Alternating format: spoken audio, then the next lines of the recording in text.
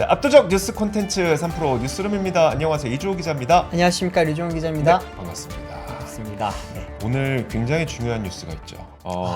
어떤 뉴스인가요? 이보다 더 중요할 수가 있을까? 어떤 거죠? 자, 그림 한번 보시죠. 자, 혹시 PD님 그림 한번 띄워주세요. 네. BTS의 우리 진이 드디어 전역했습니다. 자, 지금 옆에 색소폰 불고 있는 인물 보이시죠? RM입니다. RM 맞죠? 설마 했는데 진짜 RM이었어. 지금 BTS 멤버들이 슈가를 제외하고 나머지 멤버들이 이거 진의 전역 축하한다고 네. 휴가 내고 왔대요. 지금 저 뒤에 있는 사람은 아마 그러면은 B 아니에요. 아닌가요? 지민인가? 지민이 같습니다. 아, 지민. 지민이 그러니까 같습니다. 맞아. 눈이 좀 찢어진 게. 이거 큰일 날 뻔했어요. 네, 큰일 납니다. 네. 죄송합니다. 실수했습니다. 네.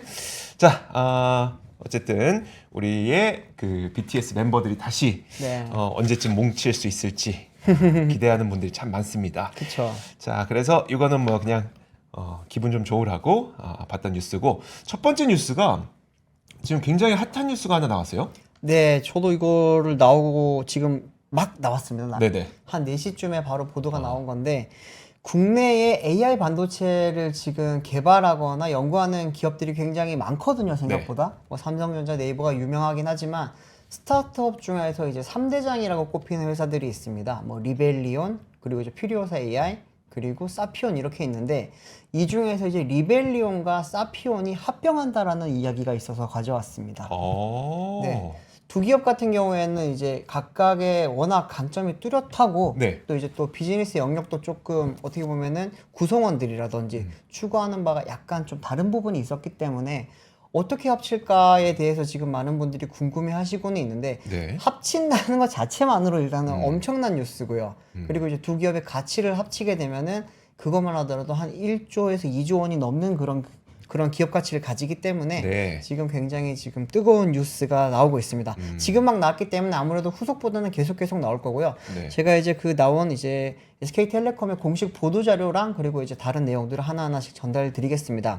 먼저 팩트부터 말씀을 드리자면은 SK텔레콤과 AI 반도체 스타트업 리벨리온의 힘을 합쳐서 이제 대한민국 AI 반도체 대표 기업을 설립을 하겠다라고 이야기를 했는데요.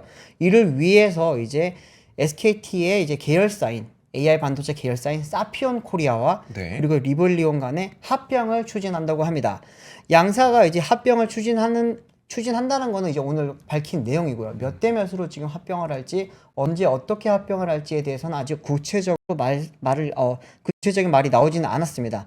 하지만 이제 이 두 기업이 합병을 하는 이유는 이제 향후 2에서 3년을 대한민국이 글로벌 AI 반도체 시장에서 승기를 잡을 골든타임으로 보고, 빠른 합병이 필요하다는 판단에 따라 실사와 주주동의 등 필요한 절차를 거쳐서 3분기 중으로 합병을 위한 본계약 체계를 마무리하고 연내 통합을 출범시킬 계획이라고 합니다. 자, 그러면은 지금 이미 6월 달이기 때문에 다음 달이면은 3분기가 시작됩니다. 그럼 네. 7, 8, 9월 동안에 3개월 안에 이거에 대해서 모든 이제 승인 절차를 거치고 연내 통합법인을 출범시킨다고 하는데요. 지금 나오는 이야기로는 이제 경영은 리벨리온이 맡게 되고요. 또 이제 대표이사는 아무래도 리벨리온의 CEO인 박상혁 대표가 지금 맡을 예정이라고 합니다.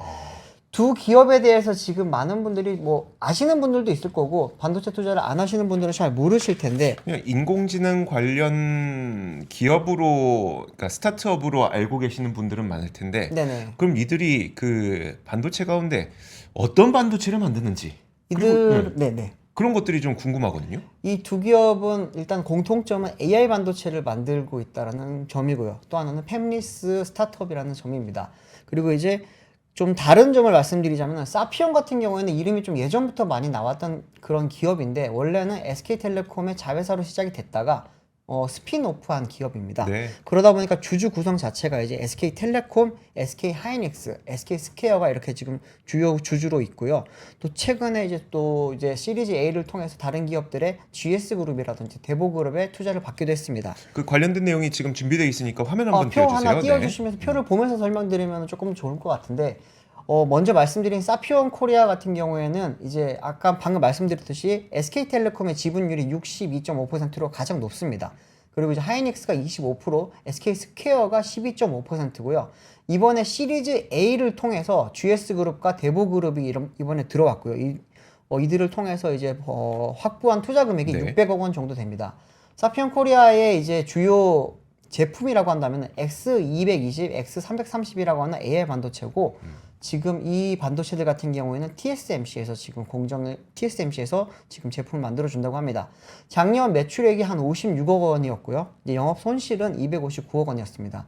이 회사의 지금 기업 가치가 약 한 5천억 원 정도 되고 지금까지 누적 투자 금액만 한 600억 원 이상이라고 하고요.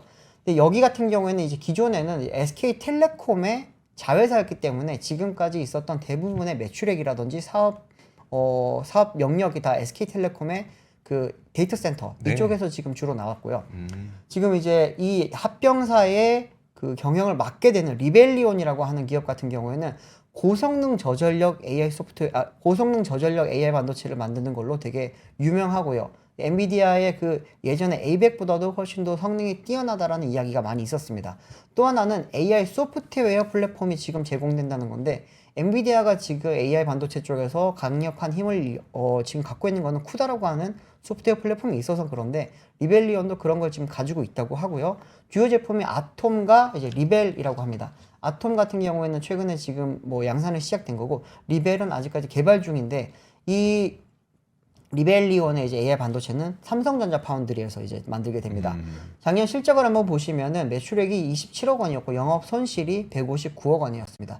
양 기업이 지금 영업 손실이 굉장히 큰데 이거 같은 경우에는 R&D 비용으로 대부분 들어가기 때문에 네. 이제 여전히 지금 아직까지 지금 이익을 못 내고 있다고 보시면 되고요. 리벨리온 같은 경우에는 지금 시리즈 B까지 투자를 받았습니다. 시리즈 B로서 이제 1,650억 원을 이제 최근에 확보를 했고 그때 당시에 기업 가치가 8,800억 원으로 지금 책정이 됐습니다. 지금까지 누적 투자는 2,800억 원 정도 되고 주요 투자자를 보시면은 KT그룹이 있습니다. KT그룹이 있고 파빌리온 캐피탈 여기 싱가포르 쪽이죠. 그리고 이제 KB증권, 신한벤처투자, 미래에셋 벤처투자, DG, DV 등이 있는데 여기는 지금 IPO를 이제 준비하고 있습니다. 네. 최근에 이제 IPO를 위한 RFP를 지금 돌렸고요. 그리고 이제 입찰 제한 접수를 마감을 했는데 한 한두 군데 정도 지금 입찰 제한에 참여를 했다고 하고요. 유력한 곳으로는 지금 여기 주요 투자자 중에 한 곳으로 있는 KB증권이라든지 또 이제 삼성증권, 한국투자증권 등이 지금 유력한 이제 그 IPO 주관사 후보로 지금 올라와 있다고 합니다. 근데 지금 두 기업이 합치게 되면은 어떤 부분에서 좀 시너지를 발생을 시킬 것인가라고 하는 네. 게 지금 굉장히 큰 이슈거든요, 사실은. 네. 사실 지금 보시면 데이터 센터용 AI를 주로 납품을 했습니다. 두 기업 다.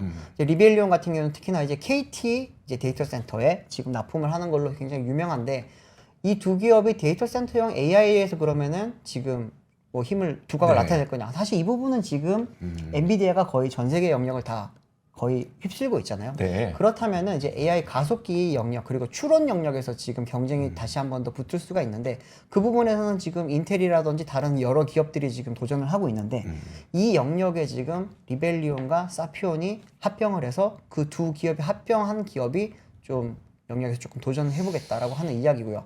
앞서 말씀드렸지만 이제 SKT랑 리벨리온 쪽에서는 2, 3년 안에 NPU 시장을 우리가 잡지 못하면 이제는 뭐 AI 반도체 시장에서는 조금 한국이 경쟁력을 가지기 힘들지 않겠냐라고 네. 하는 이야기가 많이 나왔습니다.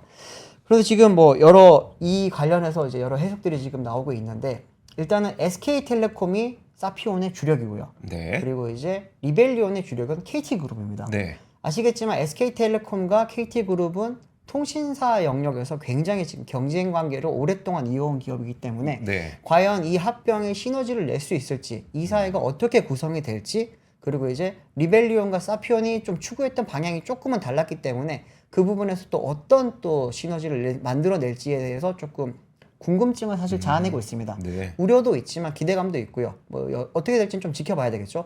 또 하나는 갑자기 나온 겁니다. 이번 이 합병이. 왜냐하면 이제 사피온 같은 경우에는 바로 지난달까지 시리즈 B를 준비를 하고 있었습니다. 네. 그때 당시 한 2천억 원 정도를 지금 투자를 받을 예정으로 해서 시리즈 B를 준비를 하고 있었기 때문에 대부분 이제 IB 업계에서는 지금 시리즈 B에 대한 이야기, 네. VC들도 굉장히 많이 보고 있었고요. 그랬는데 갑자기 돌연 지금 합병 이야기가 나오는 이야기가 최근에 보면은 이제 최태원 회장과 그리고 이제 그 최태원 회장 이혼 소송이 있었지 않습니까? 네. 그 관련해서 지금 SK 그룹에서는 지금 현금 확보가 굉장히 중요한 상황이고 그걸 또 제외하더라도 SK 그룹이 최근에 지금 계열사 정리를 통해서 좀 어떻게 보면은 경영 효율화 그리고 현금 확보에 좀 많이 힘을 들이고 있습니다. 그런 차원에서 지금 어떻게 보면은 사피온과 리벨리온의 합병을 추진하는 거 아닌가라고 하는 지금 그런 시각도 있습니다. 근데 이 부분에 대해서는 조금은 들여봐야 될 게 뭐냐면 리벨리온이 지금 투자 금액이 한 2천 몇백억 정도 됐죠. 다시 한번 2,800억이라고 2,800억 정도 누적 됐죠. 투자 금액이요. 네. 근데 이 대부분은 지금 개발과 그리고 이제 또 새로운 영역에 지금 추진하는데 다 비용으로 쓰여야 하기 때문에 과연 현금이 있었을 것이냐, 5천억 원에 지금 달하는 그 회사의 지분을 인수할 수 있는 현금이 있을 거냐라고 하는 부분이 지금 의문이 많기 때문에 네. 어떤 식으로 합병이 이루어질지에 대해서는 조금 더 자세한 그런 팩트가 나와봐야지 알 수 있을 것 같습니다. 그러니까요. 기업 가치 8,800억 원 리벨리온과 기업 가치 5천억 원 규모의 사피온 코리아가 합병을 하게 되는데 네. 만약에 이제 이게 단순 수합 방식이 아니라 어떤 누군가가 조금 더 많이 지불을 해야 된다면 어쨌든 돈이 더 필요한 거니까. 네네. 와, 그러네요.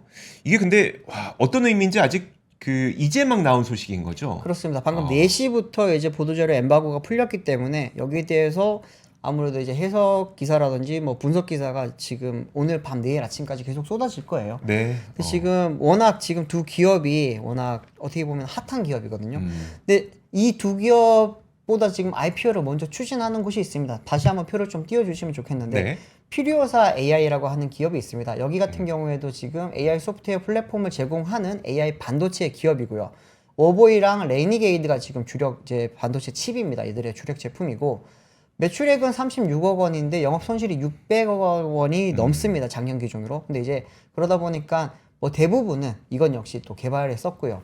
지금 최근에 이제 상장사 주관을 작년에 선정을 해서 미래에셋과 NH투자증권 이제 주관으로 지금 IPO를 진행을 하고 있는 상황입니다.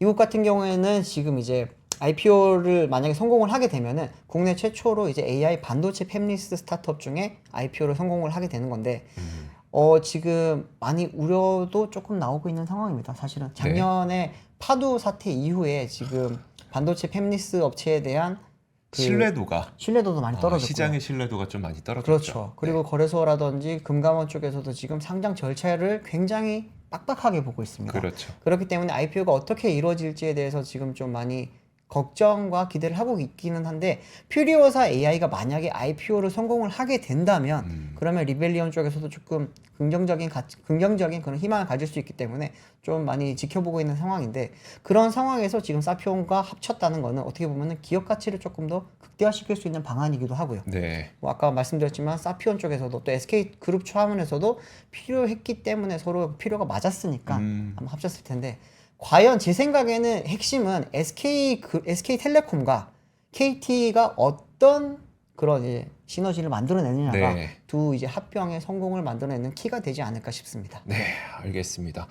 이 관련된 소식은 아마 유종훈 기자가 얘기했던 대로 오늘 밤이나 이제 내일까지 걸쳐서 좀 많은 취재 기사들이 쏟아지게 될 테니까 네. 추가적인 내용은 또 유종훈 기자가 내일 오전에도 있죠. 네. 오전 뉴스 하시고 이제 저녁 뉴스도 하시니까 그때 한번 정리해 주시면 좋을 것 같습니다. 알겠습니다. 자, 그리고 다음 소식 한번 보도록 하겠습니다. 작년 기준이긴 한데 한국은행이 이제 2023년 기업 경영 분석 결과를 내놨거든요. 근데 여기를 그걸 보니까 번 돈으로 이자도 못 내는 한계 기업 있잖아요. 네. 한계 기업의 비중이 역대 최고를 기록했습니다. 굉장히 좀 작년 한 해 너무 어려웠었던 거죠. 일단 표부터 한번 보시죠. 자, 우리가 이 한계 기업을 가릴 때에는 이자 보상 비율이라는 걸 우리가 계산을 하게 됩니다. 이자 보상 비율이라고 하는 거는 번 돈으로 이자를 내고 과연 남는 돈이 있느냐라고 하는 건데요. 그래서 이자 보상 비율이 100이다. 그러면은 번 돈으로 이자 내면 끝이다라고 하는 게 100%라고 보시면 되고, 이 표에 보이시는 이자 보상 비율이 600%다. 그럼 번 돈으로 이자 내고 한 나머지 500% 남는다. 이렇게 보시면 됩니다. 근데 이제 이게 2021년까지만 하더라도 이자 보상 비율이 600%였다가 이게 2023년 되니까 200%대로 훅 줄어들죠. 번 돈으로 이자 내고 나서 남는 돈이 굉장히 줄어들었다는 이야기를 하고 있는 거고요. 네. 그리고 이 가운데 이자 보상 배율이 그러면 이제 100%가 안 되는 기업들이 어느 정도 비율인지 말씀을 드릴 텐데, 제가 그 기업이 역대 최고 수준이라 그랬잖아요. 자, 보시면 이자 보상 비율이 100 미만인 기업이 2022년까지만 하더라도 34.6%였는데 그 기업의 비중이 40%로 역대 최대 비중까지 늘어났습니다. 이렇게 돈을 못 벌고 이자 갚기도 허덕이는 기업들이 많은 적이 없었다는 거죠. 그만큼 작년 한 해 동안 그 고금리 때문에 많은 기업들이 힘든 상태이긴 한데요. 이게 작년 수치라고 제가 누차 강조해서 말씀드리고 있긴 하지만 올해도 이 고금리 기조는 계속 이어지고 있는 상태잖아요. 그러다 네. 보니까 더 이상 버티지 못하는 기업들이 나올 가능성이 있는 상태이고요. 반면에 상대적으로 수익성이 양호해서 이자 보상 비율이 500% 이상인 기업들, 표에서 다시 보시면 500% 이상인 기업들 있잖아요. 우량한 기업들, 이런 기업들은 38.9%에서 31.7%로 7.2%포인트나 감소했고요. 이건 역대 최저치입니다. 이자 내고 돈 낳는 기업은 역대 최저치. 그리고 이자 내고 돈 없는 기업은, 이자도 못 갚은 기업은 역대 최고치. 와. 그 정도 상태라는 거죠. 물론 올해는 좀 개선될 것으로 전망이 되고 있긴 합니다. 한국은행에서도 2024년, 그러니까 올해는 전반적으로 금리 부담이 완화되고 반도체를 중심으로 수출이 개선되면서 기업들의 이 사정이 나아질 것으로 예상한다고 하는데, 다만 산업별로는 좀 갈리게 될 것 같습니다. 앞서 얘기했던 것처럼 반도체와 관련된 이 기업들은 당연히 좋아지겠죠. 네. 수익성 좋아지면서 이자 보상 배율도 좀 높아지게 될 가능성이 높은데, 지금 중국 때문에 문제가 되고 있는 그런 산업들 있잖아요. 중국 경기는 여전히 부진한 상태이기 때문에 그리고 그 또 한 가지, 이게 중국의 공급 과잉이 워낙 그 시장 교란 행위를 보이고 있기 때문에 석유 정제 사업이라든지 화학 산업 이런 쪽들은 여전히 부진할 가능성이 있고, 작년과 마찬가지로 올해도 이 그 문제가 풀리지 않는 산업에 있는 기업들, 예컨대 고금리나 원자재 가격 때문에 문제가 되고 있는 부동산 PF, 이런 기업들은 그러니까 부동산 PF에 물려 있는 기업들, 이런 기업들은 여전히 부실 확대 리스크가 있을 수 있다라고 얘기가 나오고 있습니다. 그래서 우리가 사실 증시만 보다 보면 네. 뉴스에서는 항상 어떤 이슈가, 그러니까 성장성이 있는 기업들, 그리고 뭐 실적이 좋아지는 기업들, 혹은 아주 안 좋은 기업들, 이렇게 너무 눈에 띄는 기업들과 산업들만 그 이야기가 되다 보니까 네. 그렇지 않은 기업들은 사실 우리가 보지 않고 지나가는 경우들이 많거든요. 네. 하지만 지금 나온 것처럼 은근히 한계 기업들이 상당히 많다. 그리고 그 한계 기업들이 올해도 어려움에서 벗어나지 못하는 기업들은 이런 석유화학 이쪽에서는, 그리고 부동산 관련 쪽에서는 계속 올해도 어려울 수 있다. 이런 부분들은 짚어드리도록 하겠습니다. 네. 참 기업 경영하기가 참 힘든 상황인 것 같습니다. 네. 진짜. 네. 다음 소식 전해드릴. 다음 소식도 어쩌다 보니까 SK그룹 관련 소식인데, 저도 이거 궁금했어요. 네. 오늘 이제 좀 충격적인, 예, 약간 좀 새로웠던, 좀 놀라웠던 그런 이야기가 나왔는데, 네. SK그룹이 이제 중국의 지리 자동차와 전기차 배터리 등 친환경 모빌리티 관련해서 협력을 강화한다라는 그런 이야기가 나왔습니다. 이제 주요 내용을 보시면은 SK그룹이 이제 중국의 저장 지리 홀딩 그룹과 이제 전기차 배터리, 차량용 정장 부품, 그리고 이제 친환경 모빌리티 분야에서 파트너십을 강화를 한다라고 하는 내용이었는데, 보시면은 이제 협약에 따라서 두 그룹은 이제 충전 인프라, 차량용 전장 부품, 친환경 에너지 등 다양한 친환경 산업에서 어떻게 보면 이제 파트너십을 구축을 한다라는 말입니다. 사실 이 같은 경우에는 기존의 SK그룹과 지리그룹은 조금씩 파트너십을 맺고서 진행을 해왔습니다. 네. 많은 분들은 아시겠지만 폴스타라고 하는 게 있습니다. 어떤 브랜드냐면은 지리자동차가 가지고 있는 여러 가지 브랜드들이 있습니다. 뭐 지리자동차의 지커라는 브랜드도 있고요. 그리고 폴스타, 볼보 여러 가지 뭐 브랜드들이 있는데, 그 중에 이제 볼보와 이제 지리그룹이 공동으로 만들었던 폴스타라고 하는 전기차 전용 브랜드가 있습니다. 이 브랜드에 폴스타 5라고 하는 그 스포츠카 형태의 이제 쿠페 차량이 있거든요. 네. 이 차량에 SK1의 하이니켈 배터리가 들어가기로 했습니다. 사진 좀 띄워주시면 좋겠는데요. 지금 하얀색 차량 오른쪽에 보이시는 거 있죠? 네. 이게 바로 폴스타 5라고 하는 차량인데 이 차량에 지금 SK1의 하이니켈 배터리가 탑재될 예정입니다. 아, 그리고 이게 많이 알려지진 않았었는데 왼쪽에 있는 차량이 폴스타 4라고 하는 차량입니다. 네. 이 차량 같은 경우에는 중형 쿠페형 SUV 차량인데 여기에도 SK1의 배터리가 탑재됩니다. 그러다 보니까 이제 기존의 SK1과 그리고 이제 지리그룹이 파트너십을 이어왔던 것을 이제는 다른 계열사까지 SK그룹 차원에서 확대하는 게 이번 파트너십의 주요 내용입니다. 안 그래도 저는 이 뉴스를 보고 원래 SK온 이 뉴스가 좀 있었잖아요. 그러니까 네. 폴스타의 2025년 정확한 시점은 기억이 안 납니다만 2025년부터 맞습니다. 폴스타에 SK온 배터리가 들어간다.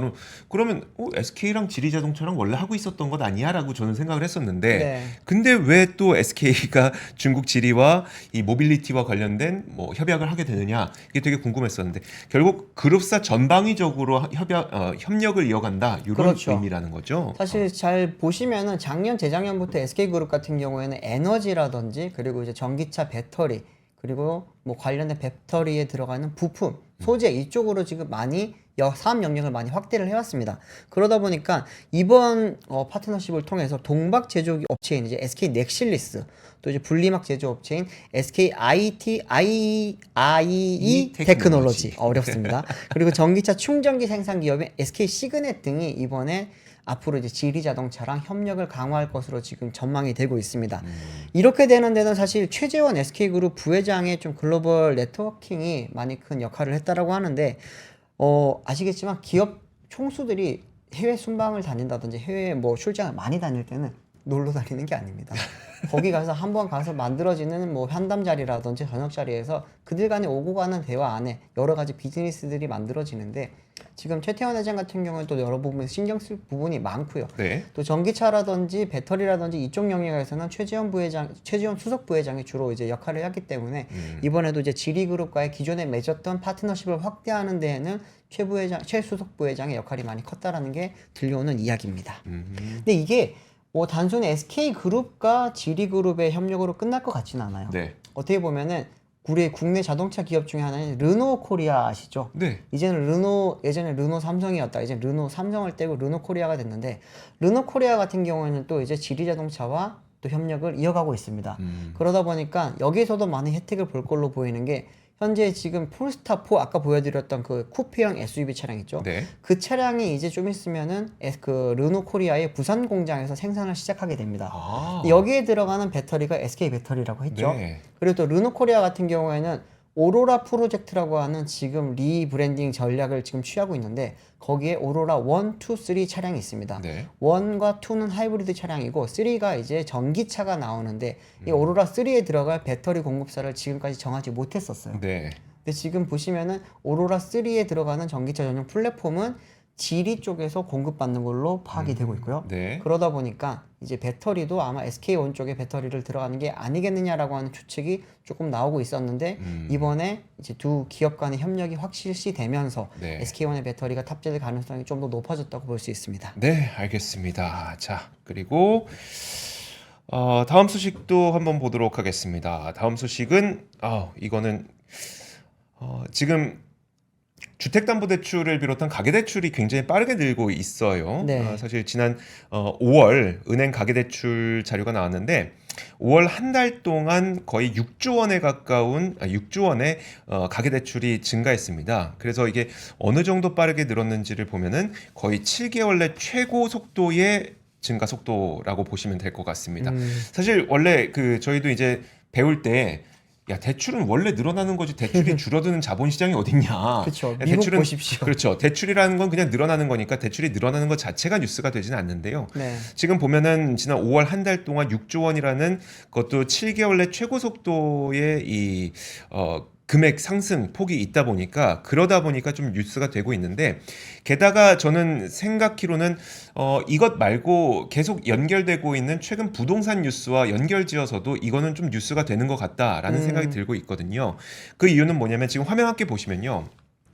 은행 가계대출이 6조 원 늘었는데 물론 당연히 신용대출이나 이런 기타 대출보다는 당연히 이 전세자금 대출을 포함한 주택담보대출이 많이 늘어나는 것도 너무나도 당연한데 이게 요즘에 어떤 뉴스가 나오고 있냐면은 서울에 이제 아파트 매매 10채 중 6채가 전고점 가격 대비 거의 80% 가격까지 회복됐다. 이런 뉴스가 나오다 보니까 혹시 이게 영끌이 다시 늘고 있는 것 아니냐라는 그 의구심이 좀 있는 상태거든요. 네. 그런 의구심이 있는 상태에서 주택담보대출이 이렇게 많이 늘어나게 되니 실제로 사람들이 영끌하려고 주택담보대출 받는 거 아니야? 이런 의심까지 좀 이렇게 나오고 있는 상태입니다. 네. 사실 요즘 그 아파트 시장을 살펴보면 매매 가격 회복세가 그렇게 빠른 상태는 아닙니다. 그렇죠? 네. 다만 이제 아무래도 아파트 가격이 너무 비싸다 보니까 많은 분들이 전세로 들어가다 보니 전세 가격 상승세는 상당히 가파르게 나타났거든요. 그렇죠. 결국 매매 가격과 전세 가격의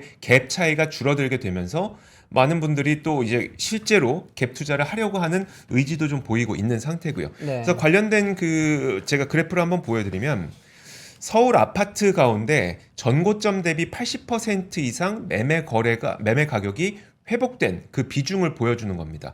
1월부터 5월까지 가운데 60%의 아파트들이 이미 80% 전고점 가격보다 80% 가격 회복이 일어났고요. 네.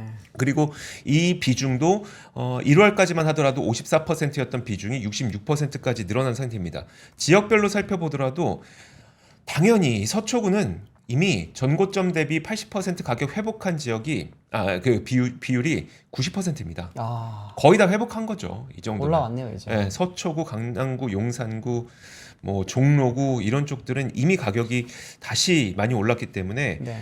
와, 좀 약간 걱정이 되는 겁니다. 물론 그 하반기에는 금리 인하가 될 가능성이 있지만 고금리 상태가 계속 유지되고 있는 상태에서 과연 이런 영끌이 괜찮은 건가라는 약간의 걱정이 좀 있어서 전해드렸습니다. 이번에 대출 많이 는 거 보면은 최근에 이제 정부가 주도했던 신생아 특례 대출이라든지 네. 뭐 여러 정책 모기지들이 있지 맞아요. 않습니까? 네. 여기 영향이 되게 컸다라고 하던데 알기로는 한 3개월 동안 5조 원 정도 대출을 했대요. 네네. 근데 그 돈은 대부분 이제 부동산 시장으로 흘러 들어갔을 거기 때문에 그게 이번에 뭐 집값을 끌어올린 여러 원동력 중에 하나였다라고 하는 그런 이야기도 나오고 있습니다. 그 부분에 대해서 이제 한국은행에서 설명을 한 게 네. 맞습니다. 말씀하셨던 것처럼 정책 대출이 늘어났기 때문에 그런 거고 네. 실제로 1월부터 5월까지의 누적 대출이 얼마나 늘어났는지를 누적으로 살펴보면 그 평년보다 적은 수준이다라는 게 이제 한국은행의 설명이긴 한데 사실 이제 그 집 없는 분들 입장에서는 네. 지금 이렇게 다시 가격이 확 올라가 버리게 되면 나의 꿈은 또 한 발 더 멀리 떠나가 버리나라는 생각이 또 들 수밖에 없는 거잖아요. 그래서 이런 의구심도 있다는 점 네. 말씀드렸습니다. 다음 뉴스 볼까요? 다음 뉴스도 그러면은 부동산 관련 뉴스를 하나 가져왔습니다. 네. 지금 지방 건설사들이 어렵다라는 이야기가 굉장히 많이 나오고 있는데 결국에는 쓰러지는 지방 건설사들이 이제 나오기 시작했습니다. 네. 어떤 거였냐면은 광주와 전남의 사업장을 둔 건설사들이 지금 잇따라서 조금 위태로운 지금 모습을 보여주고 있다라는 건데 오늘 나온 소식은 광주지법에 따르면 이제 도급순위 172위인 남양건설이 전날 법원에 기업회생을 신청을 했다고 합니다. 기업회생 절차 같은 경우에는 이제 비주로 회생이 불가능한 기업에 대해서 이제 법원이 지정한 제3자가 기업 활동 전반을 관리하는 걸 말을 하게 되는 건데 남양건설 같은 경우에는 지금 재무제표상 부채액이 1,142억 원으로 추산되는 상황인데 최근에 이제 건설 자재비 인상, 아파트 미분양 등의 여파로 유동성 위기를 겪으면서 이번에 기업 회생 신청을 하게 됐다고 합니다. 남양건설 같은 경우에는 좀 이게 저희 수도권에서는 잘 모를 수가 있는데 네. 전라도 지역에서는 굉장히 유명한 기업이라고 합니다.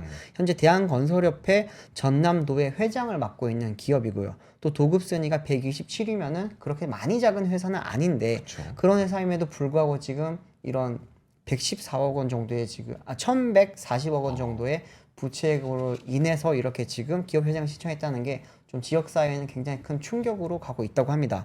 근데 이게 지금 남양건설 하나로 끝나는 이야기가 아니고요. 도급순위 이제 99위인 한국건설 같은 경우에도 지난 4월 달에 유동성 위기로 법원에 회생 절차를 개시를 신청을 했고요.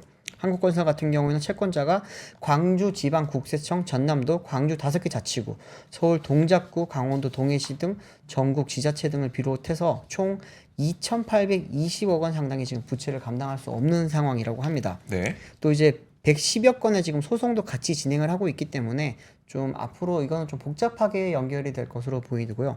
또 하나는 전남 나주에 본사를 둔 중견 건설 업체인 새천년 종합건설 역시도 이제 지난 2월 29일에 법원에 기업회생 절차를 신청을 했다고 합니다. 이거를 보면은 이제 좀 어떻게 보면 지방 부동산에 대한 위기설이 많았었는데 위기설이 이제는 점점 현실화되는 걸로 보일 수도 있고요. 또 하나는 전남 광주 지역에서 이렇게 시작이 된 게 경상도 지역으로도 이어질 가능성이 조금 더 높아 보입니다. 뭐 제가 몇 번이나 말씀드렸지만 대구 같은 경우에는 지금 미분양이 10,000세대가 넘어섰고요. 그리고 또 이제 분양을 못 합니다. 분양을 네. 하더라도 지금 전혀 이루어지지 않고 있고 그러다 보니 이제 신규 아예 인허가 자체가 지금 이루어지지 않는 상황이고요. 또 아시겠지만 제주 같은 경우에도 대구 못지않게 지금 부동산 시장이 좋지 않은 상황입니다.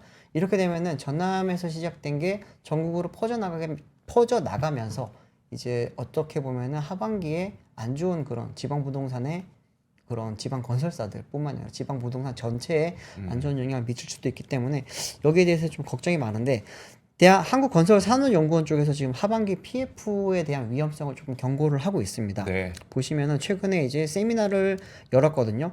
이제 2024년 하반기 건설부동산 경기정만 세미나를 통해서 이야기를 한 게 PF 구조 조정과 관련해 정책적인 기준 적용 때문에 발생하는 불이익을 해소하기 위해서 정부가 업계와의 간담회를 통해 서로 애로사항을 듣고 논의하고 있는 상황이긴 한데 PF 구조 조정과 고금리로 인해 건설 기업들의 자금 조달 여건이 굉장히 어려운 상황이고 신용 등급도 많이 낮아지고 있는 게 현실이다라고 이야기를 했습니다.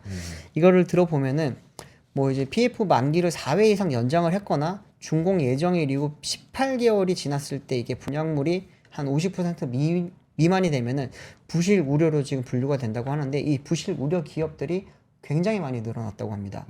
그렇기 때문에 좀 건설연구원 쪽에서는 하반기 때 이 부분에 대해서 그 시한폭탄이라고 했던 것이 터질 것을 조금 많이 우려하고 있는 상황입니다. 알겠습니다. 자, 그러면 지금 그 남양건설 이야기였었잖아요. 그렇습니다. 처음에 남양건설 이야기했죠. 그러면 연결해서 삼양 가보죠. 네. 제발 좋은 소식이었으면 좋겠습니다. 삼양 뉴스 한번 보시죠. 삼양 뉴스. 요즘에 이 K 라면에 대해서 주가 자체가 굉장히 많이 올라갔는데 우리 K 라면 얘기할 때마다 저희 취재팀에서 굉장히 속상한 거 있잖아요. 그렇죠. K 라면 그 작년에 그렇게 얘기했는데 뭔 이 시국에 너는 라면 같은 한가한 소리 하고 앉았냐 막 이런 소리를 많이 들었었는데 작년에 저랑 권순우 기자가 김정숙 삼양 거기 식품에 이제 김정숙 부회장 인터뷰까지 했으니까요. 그때도 사람들이 도대체 불닭이 뭐라고 저렇게 하느냐라는 굳이 이야기를 왜 많이 부회장이 했습니다. 와서 인터뷰를 하고 있냐 되게 그쵸. 쓸데없는 막 이런 얘기를 했었는데 네. 사실 그래서 그 경제 기자들이 취재는 잘하지만 투자는 잘 못하는 네. 그런 것 같습니다.